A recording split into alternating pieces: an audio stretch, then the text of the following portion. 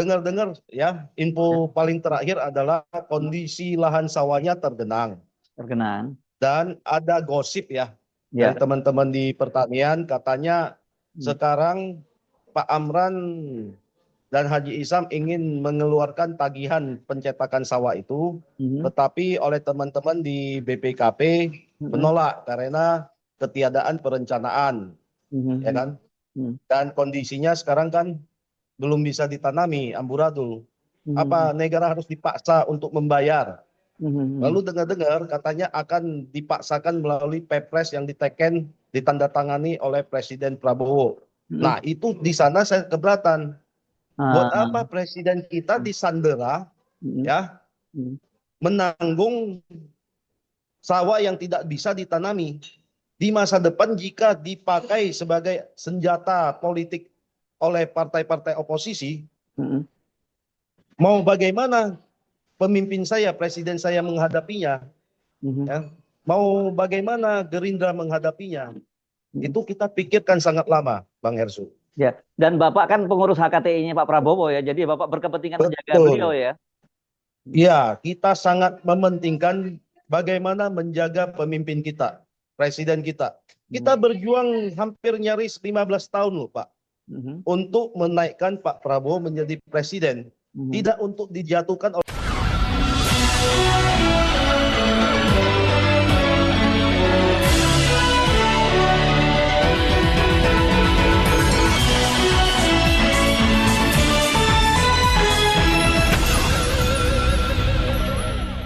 Halo, halo, apa kabar? Assalamualaikum warahmatullahi wabarakatuh. Senang sekali saya Hersy Munarif bisa kembali menjumpai Anda semua. 2 hari yang lalu saya berbincang dengan seorang praktisi perberasan, ini Pak Cuncun Wijaya, dan banyak sekali yang terkejut dengan data-data yang diungkapkan oleh Pak Cuncun Wijaya. Dan saya malah sekarang ini mendengar kabar terbaru, katanya di pasar itu sekarang mulai banyak pedagang yang nggak berani dagang, bahkan menolak beras Bulog. Dan apakah benar itu terjadi dan apa dampaknya kalau itu terjadi? Saya coba ajak Anda lagi bergabung dengan Pak Cuncun. Pak Cuncun, Assalamualaikum. Apa kabar? Waalaikumsalam warahmatullahi wabarakatuh. Yes. Ya, Iya, alhamdulillah sehat. sehat ya. Tapi yang nggak sehat kondisi pasar kita ya, terutama beras ya. Iya. Ya, ya. Mereka teman-teman di pasar lagi Hmm. Hmm. sangat ketakutan. Ya, Di Cipinang itu sudah nyaris buka toko tapi tidak dagang. buka toko. Mau beli Hmm. beras, Ya. ya. Toko dibuka tapi tidak berdagang. Loh. Jadi gimana? Ya. Barang ada nggak barangnya? Barangnya barangnya juga nggak ada lagi. Oh. Karena barang yang datang itu supply dari daerah itu harganya mahal, melewati head. Mhm. Jadi teman-teman pedagang bersikap menunggu Mhm. agar harganya jatuh sesuai head. Tetapi nampaknya sulit. Head itu maksudnya Makin hari itu makin head mahal. itu head harga harga eceran tertinggi maksudnya gitu ya? Iya, Mhm. panduan harga eceran tertinggi yang sebenarnya Mhm. sifatnya itu himbauan, bukan Hmm. pemaksaan dan Mhm. tidak ada unsur pidananya atau hukuman penjaranya. Oke. Jadi kemarin itu dari operasi itu kan sudah ditentukan katanya ada 3 perusahaan yang jadi tersangka pengoplosan. Apakah itu proses hukumnya berlanjut atau tidak itu kasus itu? Masih berlanjut. Hari ini saya dengar teman-teman sudah dipanggil ke kejaksaan. Oh, oke. Oh, jadi dari Ya, kepolisian dilimpahkan ke kejaksaan gitu ya, langsung ya ini ya. betul, Hmm. betul. Nah, oke. Jadi apa yang terjadi sesungguhnya ini Pak Cuncun dan apa dampaknya? Terutama kita ngomongin konsumen dulu deh berarti ini. Iya.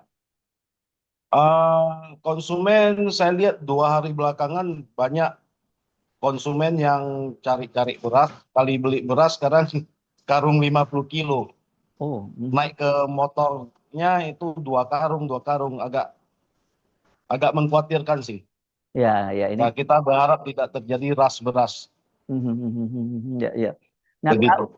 kalau terjadi ras itu tentu akan memperburuk situasi dong ya. Iya. Ya, oke. Tapi bagaimana tidak tidak khawatir publik kalau dengan situasi sekarang ketika para pedagang yang ada kemudian dia nggak punya stok dan dia nggak menjual jadi ketika ada dia lihat seberas ya langsung diborong dong Pak Cuncun. Ya, sekarang bagi yang tidak tahu ya tidak khawatir. Bagi Mhm. yang sudah tahu ya khawatir gitu. Mhm. Ya. Dan kita sebenarnya tidak ingin memperburuk suasana. Sekarang sudah cukup buruk, ya kan? Tetapi saya ingin hari ini agar publik dan masyarakat membantu menilai bagaimana caranya Menteri Pertanian itu mendapatkan angka hitungan kerugian negara 100 triliun. Oh, yang oplosan kemarin itu ya, dampak oplosan ya. Iya, jadi Oke. akhirnya setelah diperiksa-periksa, rupanya Pak Menteri Amran mengambil kebutuhan beras nasional per tahun 33 juta ton, dikalikan kerugian rata-rata 1 kilo Rp3.000.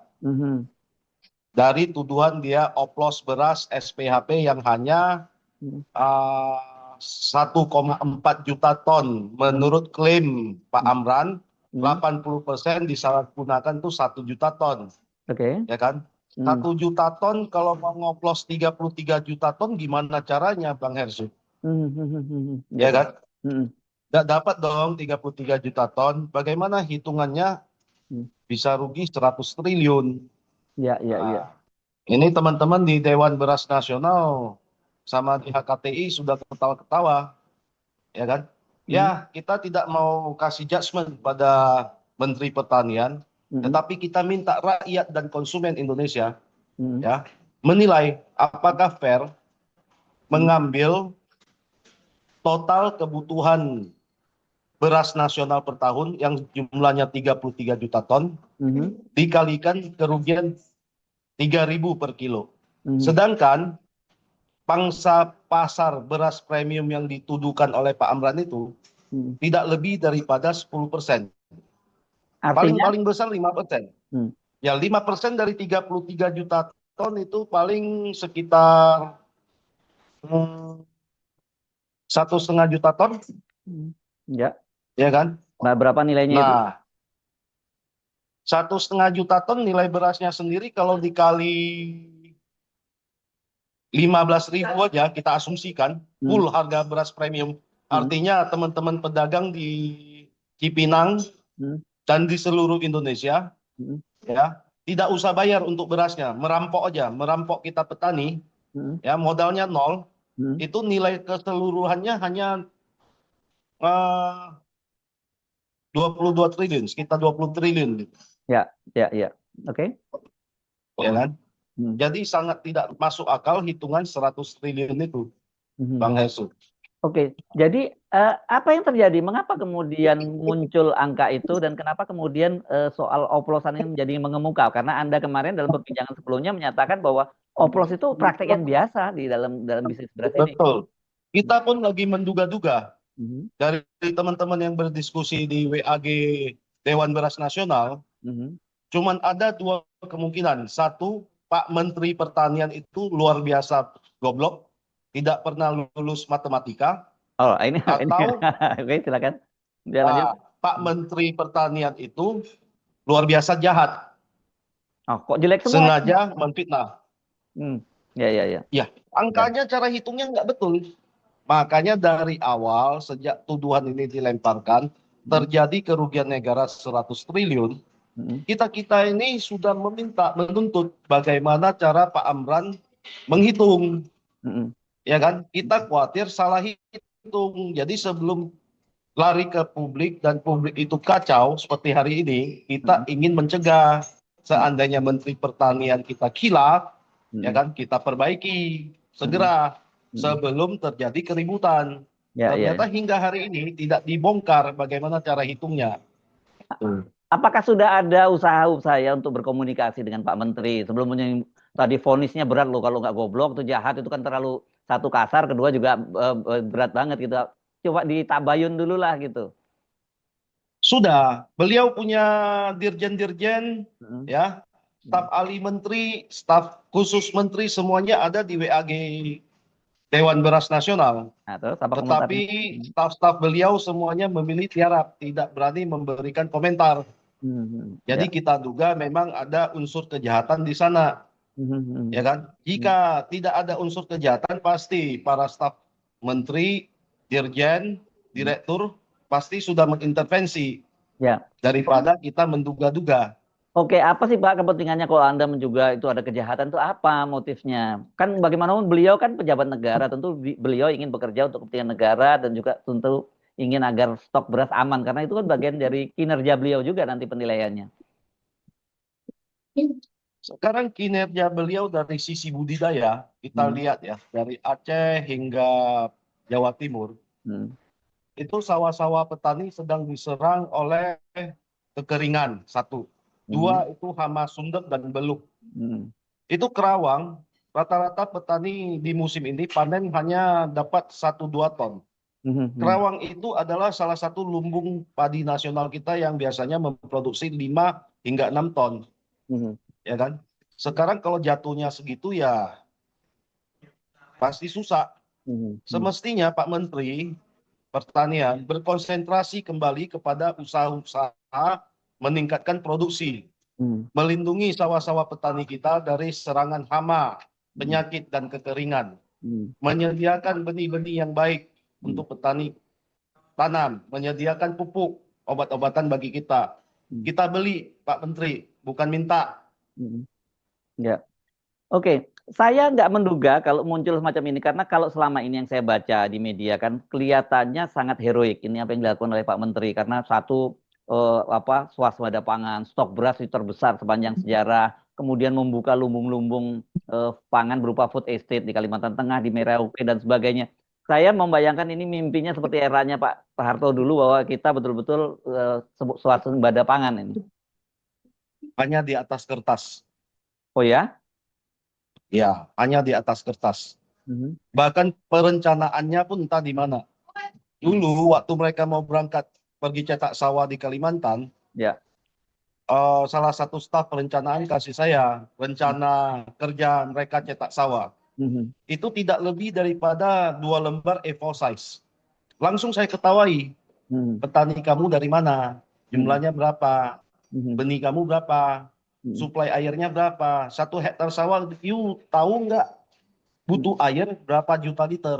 Mhm. Kalau kelas kayak padi sawah yang tergenang seperti Ciherang, Impari 32, Mhm. itu butuh 14 juta liter. Per 14 juta liter, 14 juta liter, per Pak hektar. Hersu, per hektar. Gede. 14 juta liter air per hektar. Oh ya. Mau didapatkan dari air hujan Hmm. maupun dari air irigasi. Hmm. Rata-rata jika curah hujan kita seperti di Aceh, Hmm. 3.000 hingga 4.000 ml, itu Hmm. berarti kita paling dapat sekitar 5-6 juta liter. Hmm. Hmm. Ya. Sisanya itu kita harus pompa dari irigasi, Hmm. ya Hmm. kan? Kalau Ya. daerah-daerah yang lebih kering, cuacanya, iklimnya seperti Jawa Timur yang hanya 2.000 mm, Hmm. semakin timur cuacanya itu semakin kering. Ke NTB timur sana sangat kering, Hmm. ya kan? Hmm. Itu curah hujannya mungkin nggak sampai 2 juta liter. Hmm. Sisanya itu harus direncanakan airnya datang dari mana. Itu pertanyaan saya, Hmm. Hmm. ya kan? Lalu itu yang di Kalimantan lahannya lahan gambut. Ya. Apa yang harus dilakukan? Hmm. Berarti harus netralisasi pH-nya yang dari asam mungkin angka 4, Hmm. 5 Hmm. dinetralkan ke arah 6, 6,5, 7 baru bisa tanam padi. Ya. Karena kalau kondisi tanah kita pH-nya di bawah 6,5, rumputnya banyak. Di Hmm. 5,5 aja itu rumput tidak terkendali. Hmm. Hmm. Ya. Nah, Oke. jadi untuk menaikkan satu angka pH, Hmm. tergantung jenis tanahnya ya, latosol, tanah kuning atau apa ya. Ya. Itu juga tergantung pergantian anion cationnya, Apa ya itu, kan? Pak? Itu eh, cara kerja kimia tanahnya, ya kan? Hmm. Hmm. Melepas dan menetralisir ion. Ya. Sehingga untuk menaikkan satu angka pH, kita butuh pupuk dolomit itu rata-rata 5 ton per hektar. Hmm. Itu biaya yang sangat tinggi, Hmm. Ya. ya kan? Nah, bagi petani maupun bagi negara itu biayanya sangat besar, Ya. gitu loh. Itu Nah, Kalimantan Tengah ya. Kalau kalau yang iya. Merauke, bagi apa yang terjadi dengan Merauke? Yang Merauke, dengar-dengar ya, Ya. info paling terakhir adalah kondisi lahan sawahnya tergenang.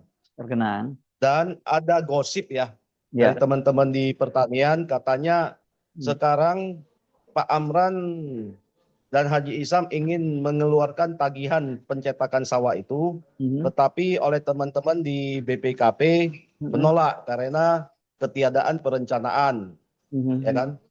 Dan kondisinya sekarang kan belum bisa ditanami amburadul. Apa negara harus dipaksa untuk membayar? Lalu dengar-dengar katanya akan dipaksakan melalui Perpres yang diteken ditandatangani oleh Presiden Prabowo. Nah, itu di sana saya keberatan. Buat apa presiden kita disandera, ya, menanggung sawah yang tidak bisa ditanami di masa depan jika dipakai sebagai senjata politik oleh partai-partai oposisi? Mau bagaimana pemimpin saya, presiden saya menghadapinya? Ya? Mau bagaimana Gerindra menghadapinya? Itu kita pikirkan sangat lama, Bang Hersu. Ya, dan Bapak kan pengurus HKTI-nya Pak Prabowo ya, jadi Bapak berkepentingan menjaga beliau Betul. ya. Ya, kita sangat mementingkan bagaimana menjaga pemimpin kita, presiden kita. Kita berjuang hampir nyaris 15 tahun loh, Pak, untuk menaikkan Pak Prabowo menjadi presiden. Tidak untuk dijatuhkan oleh Amran dalam hitungan bulan. Oh, memang sampai segitu Pak, bisa menjatuhkan presiden ini? Ya, jika dia ugal-ugalan tidak bertanggung jawab secara tidak langsung kan menjatuhkan presiden ini. Ada resikonya. Ya, kalau terjadi kelangkaan beras, rakyat panik beli beras, apa enggak jatuh? Oke. Ya kan? Itu dia waktu melakukan tidak memikirkan dengan baik. Makanya dia berani kayak gitu. Jadi ada satu hal lagi yang buat saya itu sangat khawatir dan terganggu adalah ini sebenarnya sudah terjadi sebelumnya. Ya. Cara pikir yang aneh dari Pak Menteri Pertanian yang merasa jika benih itu ada subsidi pemerintah, ya berasal dari bantuan pemerintah, dan jika pupuk itu ada subsidi pemerintah, maka padi yang ditanam oleh petani itu adalah milik negara, katanya. Ini pernah dia sampaikan waktu di kasus Maknyus dan di kasus Sukabumi dulu, berapa tahun yang lalu. Di periode pertama dia menjadi Menteri Pertanian. Ya kan? Sekarang kayaknya dia ulangi lagi. Disampaikannya lagi kalau beras yang dihasilkan lewat pupuk yang disubsidi dan benih yang disubsidi, maka beras itu adalah beras negara. Kalau kita jual beras negara ke warung nasi goreng, apakah nasi goreng tersebut juga menjadi barang nasi goreng subsidi negara, Bang Hersu? Ya. Ini kan cara pikir agak ke kiri-kirian komunis dikit kayak gitu. Ya kan? Terlalu pantat merah. Pak Menteri Pertanian kita ini. Negeri yang komunis seperti Cina pun tidak sekomunis ini. Ini luar biasa komunisnya. Dan kita, orang-orang Gerindra itu adalah orang-orang nasionalis yang mencintai bangsa dan tanah airnya. Kita nggak kiri, kita di tengah. Itu yang disampaikan oleh pendahulu kita seperti Pak Sekjen saya dulu, Sadar Subagio, Pak Ketum saya, Pak Dijon. Kita selalu maintain bahwa Gerindra itu adalah partai nasionalis.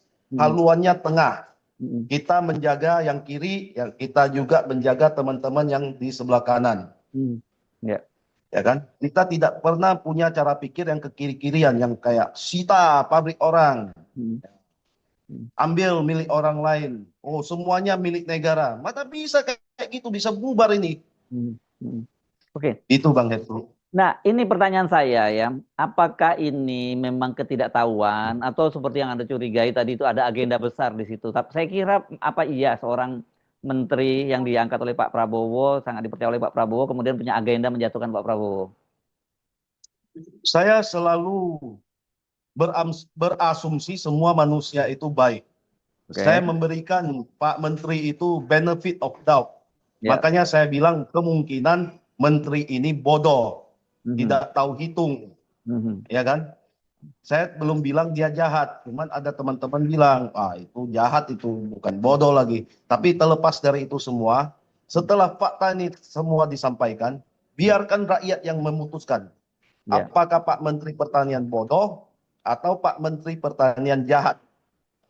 Silakan dipilih masing-masing. Faktanya kita sajikan. Ya. Nah, oke, mari kita uji dengan kira-kira ini kebijakan ini kalau terus berlanjut dan kemudian tidak ada dilakukan langkah-langkah perbaikan, apa yang akan terjadi? Da- Dan nanti berikutnya Anda mesti menjelaskan apa sebenarnya yang harusnya dilakukan dalam situasi semacam ini. Saat ini masih dapat diselamatkan karena Ya, kita negara memiliki stok bulog 4,5 juta ton. oke. Satu, Hmm, mempermudah penyaluran beras bulog hmm, dengan segera, oke. ya kan? Hmm, Banjiri pasar, hmm, ya kan? Turunkan harga, hmm, ya. Minimal bawa kembali harga berasnya ke sekitaran 12,5, 13.000. hmm, Jangan dibiarkan nih pasti akan nembak melewati 20.000, hmm. ya kan? Wah, kalau sampai 20, Negara ya. masih punya Hmm, hmm, peluru.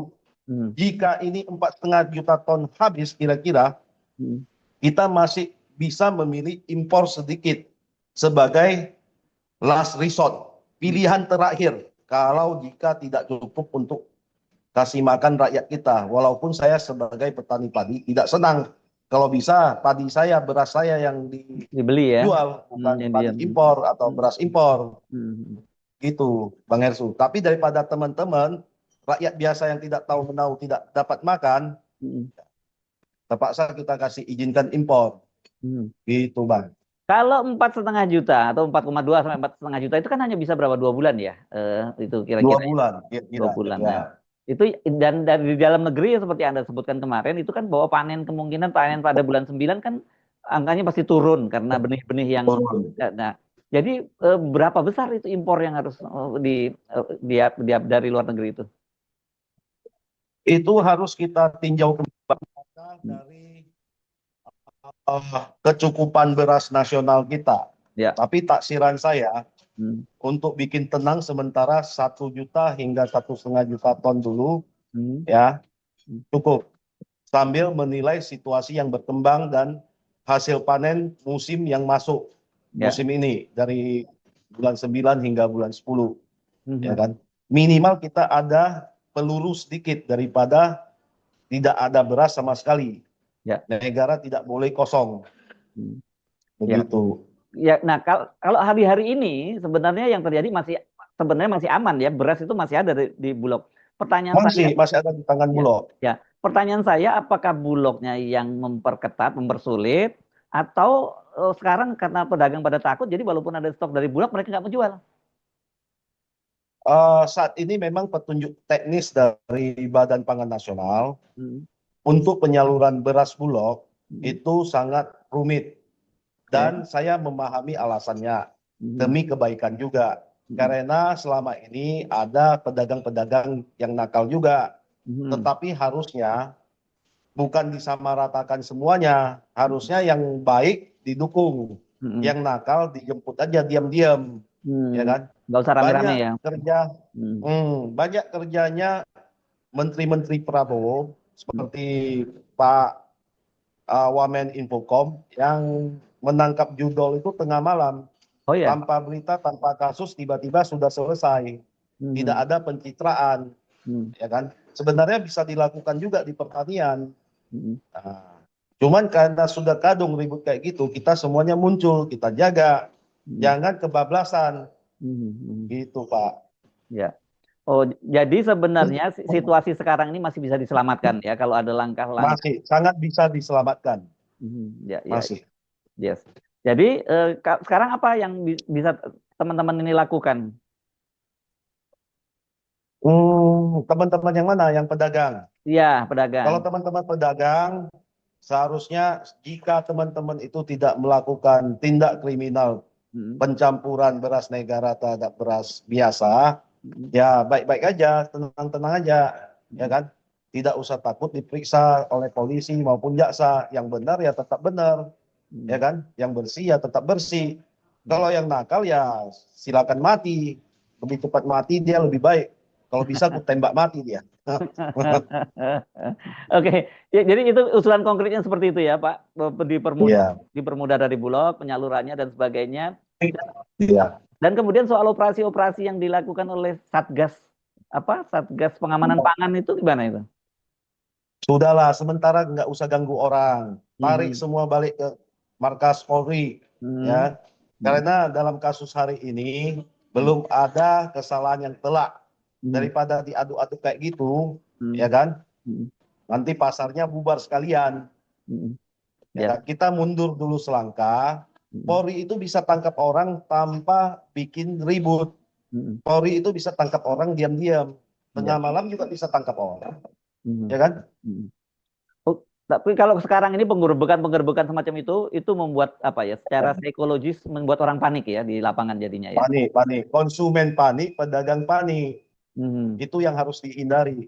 Yes. Pemerintah yang kuat dan stabil itu tidak bikin panik konsumen dan pedagang. Tidak bikin panik rakyat dengan isu yang tidak perlu. Ya, ya, ya. Oke. Oke Pak Jujun, jadi apa ya sebelum kita akhir perbincangan yang Anda ingin tekankan sekali lagi supaya situasinya ini karena pembicaraan kita kemarin ini cukup membuat orang yang mengikuti agak khawatir dengan situasinya. Ya, bisa diselamatkan. Yang penting menteri-menteri yang terkait cepat mengambil tindakan yang tegas, menyelamatkan keadaan. Ya. Ya, Kepala Badan Bappenas, Mm-mm. Menteri Pertanian, mundur selangkah, diam sebentar. Mm-mm. Menko Pangan, ya, Mm-mm. silakan koordinasikan, concerted effort, bagaimana selamatkan situasi. Ya, Bulog, suruh lepas stoknya, kencang. Mm-mm. Pokoknya kita mau lihat harga turun balik ke 13.000. Mm-mm. Ya, jangan dibiarkan harga itu liar. Mm-mm. Itu. Yes. Ya kan, kalau jika dalam prosesnya nanti ada pedagang yang salah, tidak usah babi ibu, tidak usah bawa wartawan, langsung jemput, Mm-mm. Yes. hilang, Ya. biar selesai. Ya. Oke, baik. Terima kasih Pak Jujun. Nanti kita mesti sambung Oke, lagi sambil lihat perkembangan di lapangan ya. Kita karena baik, baik. ya, Kita monitor terus-menerus, Bang Hersu. ya siap. Kita awasi bersama. Baik. Terima kasih Pak Jujun. Assalamualaikum warahmatullahi wabarakatuh. Waalaikumsalam warahmatullahi wabarakatuh.